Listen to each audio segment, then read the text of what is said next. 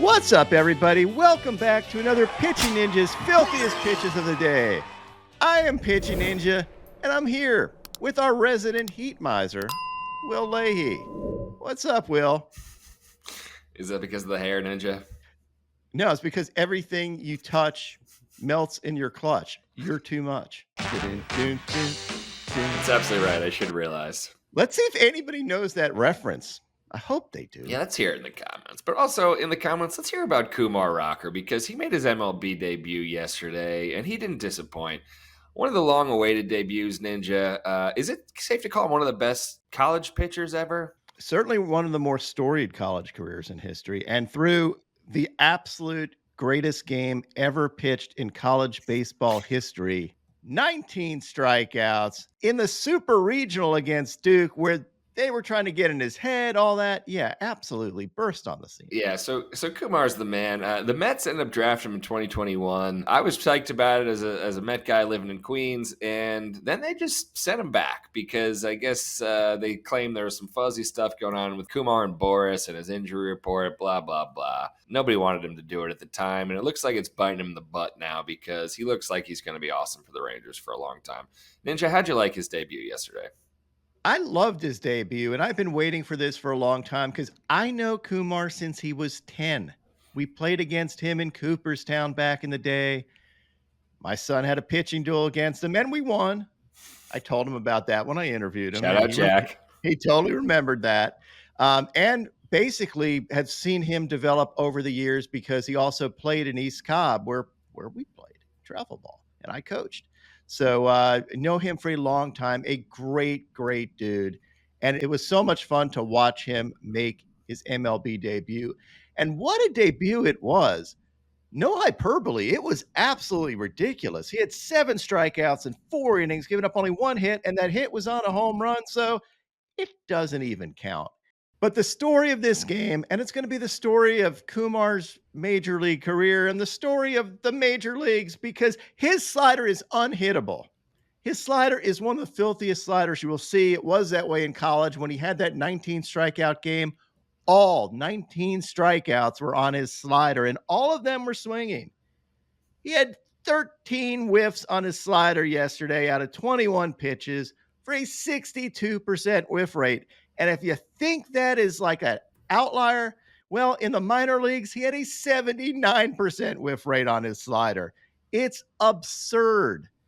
He picked up this White Castle special, which is going to be one of the White Castle specials of the year against Jorge Polanco, making him look like he's never seen a slider before. Look at this. Jorge and Kumar go to White Castle. I also did this overlay with this fastball, and you can see why this pitch causes so much problems. Tunnels well with his fastball and then disappears. But there's also some other deception going on here because the metrics behind his slider don't do it justice. It's something about the way he moves that makes that slider very deceptive, and also the release point where he releases it. But regardless, it is about unhittable.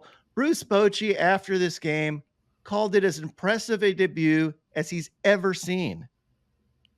Here is Kumar Rocker's grip from my interview with him back in college. He hasn't changed it because why would you change this pitch? And also him talking about winning a Pitching Ninja award way back then. It's pretty simple, more so on the side of the ball. And it's definitely like a curveball 12-6 grip. And what I've learned over the years is really don't climb your arm and stay in that slot and then cut it off early. And those are terms that I use for myself, so I don't really know how other people are going to interpret that. But really, I've always had the feel for kind of making the ball get spin, get some break to it. And then I think in high school, junior year was when I learned how to make it. People want to call it a slider or call it like a power curve. And it's really just throw it as hard as you can. And that's what it's came out to be. And it stays with me, stays consistent. It's a pitch I don't really like to mess with. I'll mess with my other 3 and try things out, but that one's going to be the one I stick with for a while. So let's hold it up close to the camera. I want to see where your finger is. There you go. And what are you trying? So you're on both the seams with your middle finger and your thumb on the seams. What are you trying to do with it? Right. I'm coming through. I'm throwing it just like a football, getting on top of it, trying to pull it down as hard as I can. And then sometimes, like when you climb it, it ruins it. But when you stay kind of in your slot and that normal slot, you throw your fastball and it's going to get that bullet spin. and that gyro is just really going to make it drop out the air. Is there any bigger award than winning a Pitching Ninja Most Dominant Pitcher? No, that was the biggest honor. That was definitely the biggest honor. The Rangers ended up beating the Mariners 5-4. He faced Bryce Miller, who's also really good yesterday, with 7 strikeouts in 6 innings, giving up 1 run. And these fastballs, including this painted fastball and this really nasty splitter. Now on to the rest of my whip around the league. The Rockies beat the Tigers 4-2. Ryan Feltner had 6 Ks in 5 2/3 innings, giving up 2 runs. He had the sweeper and changeups. He faced Tarek Skubal, who had 6 Ks in 6 innings, giving up 1 run on a home run. So what, Will? Doesn't count. I'm glad you're on board with my rules. He had his high velo fastballs and his changeup, and ended up leaving the game early because he got hit in the hand by this comebacker. Instead of using his glove, he decided to use his hand. Not a smart move by Tarek, but at least it was better than trying to reach out with his pitching hand like he did a few weeks back. Framber Valdez had 6 Ks in 6 innings, giving up 1 run, and his ERA now is 2.91. He helped the Astros fly past the A's 6-3. He had these sinkers, sliders, and nasty curveballs. And I don't know if you remember how he started this season, but he's just lowered his ERA almost like every start, and now down to where Framber should be. He's going to be trouble in the playoffs. He faced Mitch Spence, who had 2 Ks in 7 innings, giving up 2 runs, had the slider and painted curveball. The Marlins swam past the Nats 6-3. Darren McCacken, Will's favorite player, no relation to Phil McCacken, had 1 K in 5 innings, giving up 3 runs. His K was on this overpowering 89-mile-an-hour heater. Colder? He faced Mitchell Parker, who had 5 Ks in 6 1/3 innings, giving up no earned runs, and had these splitters and slider. Nestor Cortez had 9 Ks in 5 innings, giving up 1 run as the Yankees beat the Red Sox 2-1. Well, at least it wasn't a rivalry game or anything. It hurts, man, even though we are pretty much out of the playoffs already. It stinks to lose the Yankees, especially getting walked off at Yankee Stadium and extras. Nestor had these heaters up to 95 miles an hour, this changeup, sweepers, including this backdoor sweeper. He faced Cooper Criswell, who was solid yesterday with 4 Ks in 5 1/3 innings, giving up 1 run, and these cutters and changeup. The Rays stung the Guardians 5-2. Ryan Pepio had 1 K in 2 innings, had this elevated slider for a sword, but left the game. His velo was down a little bit. I don't think he's injured.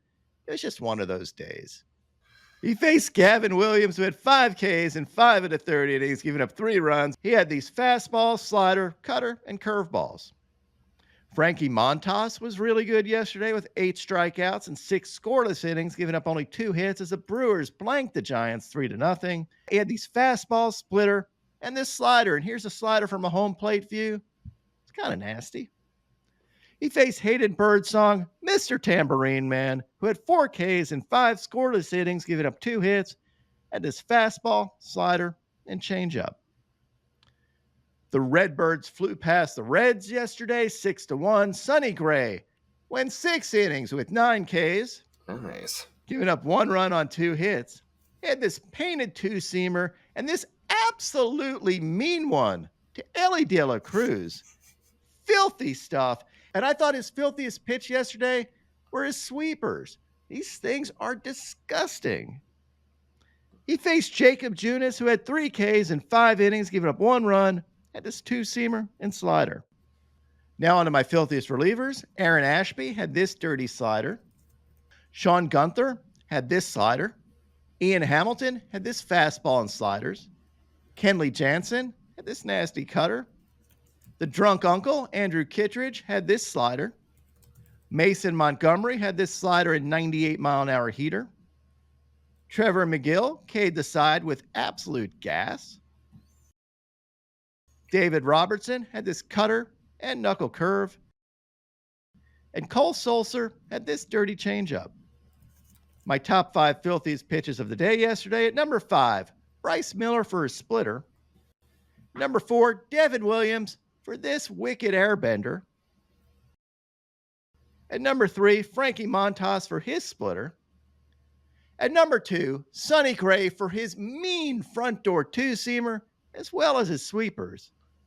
And at number 1, who else but Kumar Rocker for his Absolutely devastating slider. Fantastic debut. Big pitching ninja round of applause for Kumar Rocker. And I'll have you know that when the Mets turned him down, I had DM'd Kumar, said, make them pay for it. And he said, nothing else to do, man. That's what I'm going to do. And proud of the man. He's absolutely going to do it. Beast. And now my pitching ninja moment of Zen. I don't know if this is Zen, but this is a pretty good story. Derek Bender was suspended yesterday or kicked out of minor league baseball, released something or other, because he was telling hitters what pitches were coming in the game. Not because it was like Bull Durham and his pitcher was shaking him off. No, not because he had money on the game. No, it's because he didn't want the team to make the playoffs because he was done with the season. Such a classic minor league move. My picks of the day today, I'm going to start out with DJ Hers for 6 Ks or more, and take Freddie Peralta for 5 Ks or more, and top it off with Tanner Houck for 5 Ks or more. What would your picks of the day be?